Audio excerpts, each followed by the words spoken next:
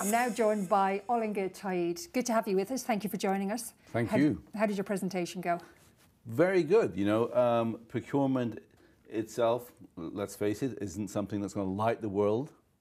Currently, it's the same as actuators and actuaries and accountants and auditors. But I believe procurement will be the new instrument in 2030 to change the world. And I wanted to tell them that. And that was the key message. And I think it was delivered. Tell me how to stay motivated when a work-related issue just seems too big to overcome. Okay, well, you know, I take everything back to our own lives. You know, in our own lives, again, back to what Procurious is doing. In our own lives, we use procurement and we use our sentiment and our feelings to change our decisions. We say, I love what I'm doing, my house, I'm buying that house, it makes me happy.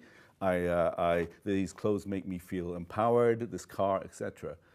But yet when we go into the work environment, we cut our sentiment right out. We completely close down how we feel. And yet the decisions we are making can affect thousands of people, like modern slavery, like iPhone procurement. So I think if you bring your own self into your job, it can make the difference. You align those values.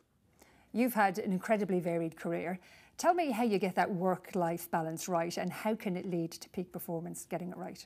Well, Trish, I wish I could say that it was because I'm so smart, but it isn't. Most of my life, I have got the balance wrong. And in any kind of capital industry, you're going to have lots of grief in your personal life and divorces and things like this, and I had more than my fair share.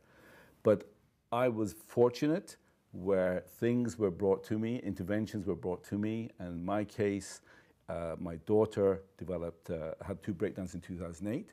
She hears voices 24/7, and that changed my life. And I realized the process I was undertaking before in business, which was what I thought was great for business, was actually inadequate for personal life, but also inadequate in the future of business and for a world of 2030.